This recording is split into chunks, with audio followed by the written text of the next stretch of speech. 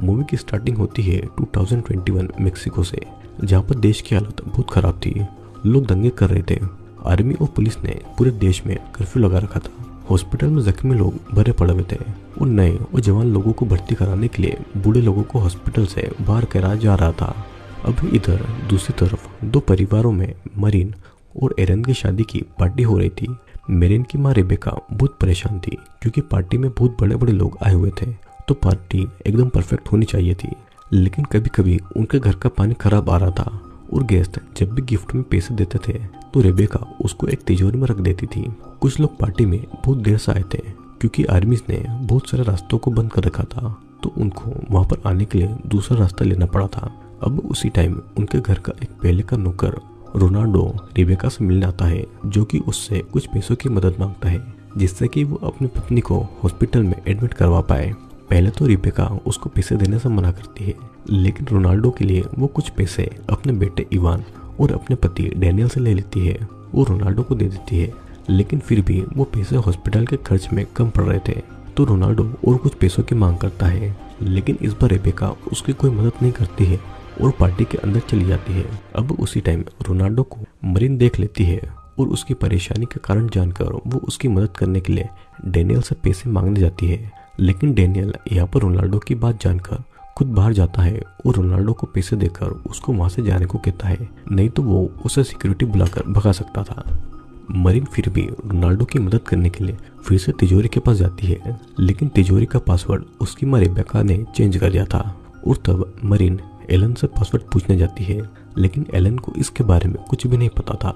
Elon के मुताबिक Ronaldo पैसों के लिए अपनी वाइफ की बीमारी का बहाना बना रहा था, लेकिन मरीन उन सब बातों पर बिलीव नहीं करती है क्योंकि रोनाल्डो और उसकी वाइफ एलिसा ने बचपन से मरीन की देखभाल की थी। रोनाल्डो तो वहां से जा चुका था, लेकिन फिर भी मरीन उसकी मदद करने के लिए फोन और एटीएम कार्ड लेकर उनके घर की नौकरानी मार्ता के बेटे क्रिस्टन के साथ में कार में एटीएम की तरफ जाती है।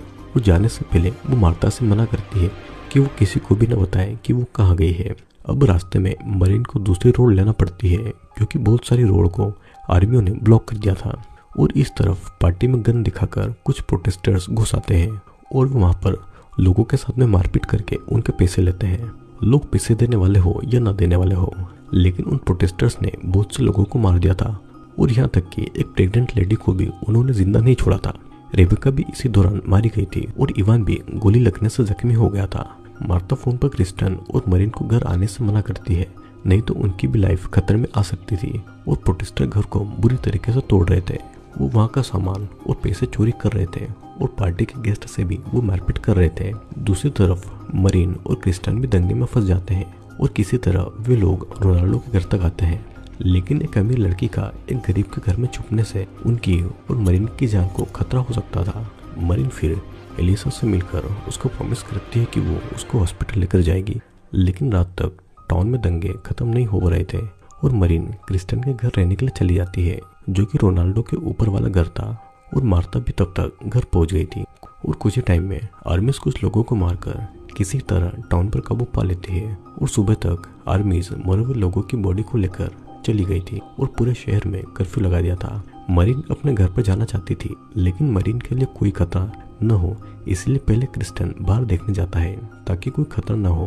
और दूर से आए आर्मी को वो मरीन के बारे में बताता है ताकि वे लोग मरीन को सेफली घर पहुंचा दें। मरीन उन आर्मी के साथ में उनकी गाड़ी में बैठ जाती है और गाड़ी के अंदर आर्मी के कहने पर मरीन उनको अपनी ज्वेलरी और फोन दे देती है। यहाँ पर आर्मी मरीन को घर नहीं बल्कि उनके अड्डे पर ले जाते हैं, जहाँ पर और भी कई लोगों को बंदी बनाकर रखा गया था। उन सभी लोगों को एक नंबर दिया गया था और फिर उनकी सारी इंफॉर्मेशन ले ली जाती है ताकि उनके परिवार वालों से उनके बदले पैसे लिए जा सके।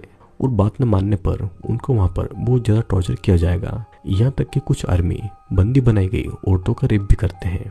इस तरफ इवान इतना ज़्यादा जख्मी था कि वो बेड से उठ भी नहीं पाता था।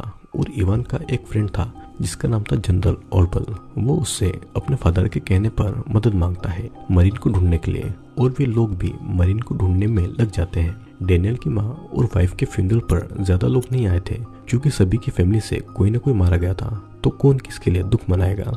अब कुछ दिनों के बाद में सरकार ने लोगों को कुछ टाइम के लिए अपना जरूरी सामान लेने के लिए घर से निकलने की परमिशन दे दी थी। लेकिन रोनाल्डो फिर भी एलिसा के लिए हॉस्पिटल नहीं जा पाया था क्योंकि आर्मी एक सीमा तक ही सिटीजन को आगे बढ़ने दे रही थी।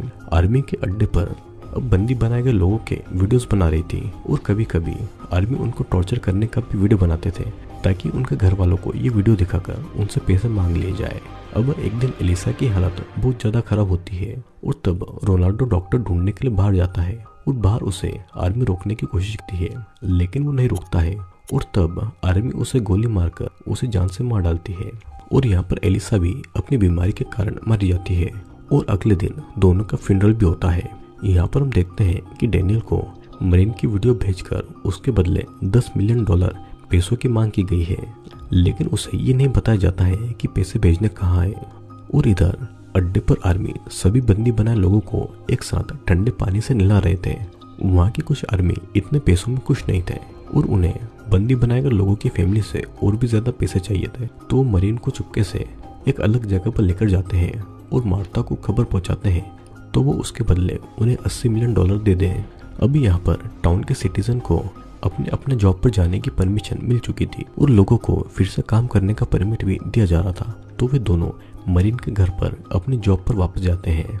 क्रिस्टन यहाँ पर वर्क परमिट ढूंढ रहा था क्योंकि कहीं भी आने जाने के लिए आर्मी चेकिंग के बाद ही उनको जाने देती थी ताकि कोई भी अपने साथ में हथियार नहीं ले जा सके और उनको काम पर भी आर्मी छोड़ा करती थी ताकि रास्ते में वो कुछ भी नहीं कर सके।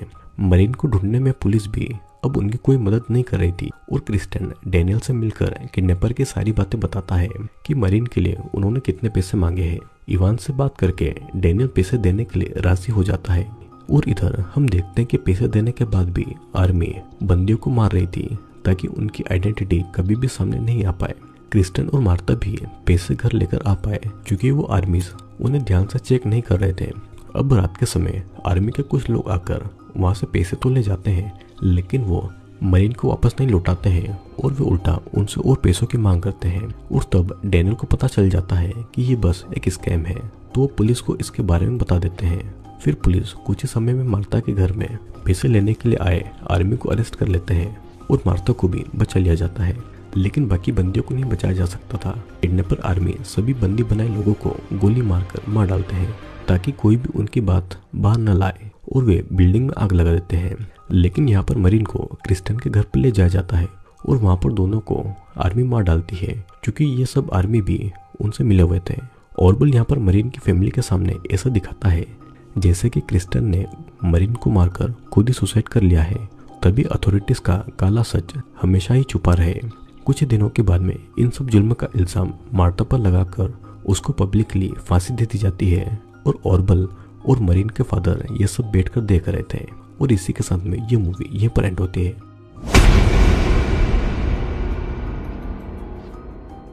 दोस्तों इस मूवी में कुछ प्रोटेस्टर अपने हक के लिए देश से लड़ाई कर रहे थे लेकिन वे लोग अपने लालच के लिए अमीरों के घर पर चोरी करने लगे और यहाँ तक कि लोगों को बेरहमी से मारने भी लगे। वहाँ की अथॉरिटीज ने अपना फायदा देखा और लोगों को किडनैप करके उनके परिवार से पैसे लिए लेकिन वो हॉस्टेज को छोड़ते नहीं थे बल्कि वो उसे मार डालते थे ताकि उनकी आइडेंटिटी कभी भी किसी के सामने नहीं आ पाए। और इन सब में ऑर्बल भी मिला हुआ था और इसीलिए सभी जुर्म का इल्जाम आसानी से मार्ता और क्रिस्टन पर लगा दिया गया था और मरीन और बाकी लोगों की मौत कैसे हुई ये कभी भी किसी को नहीं पता चला था।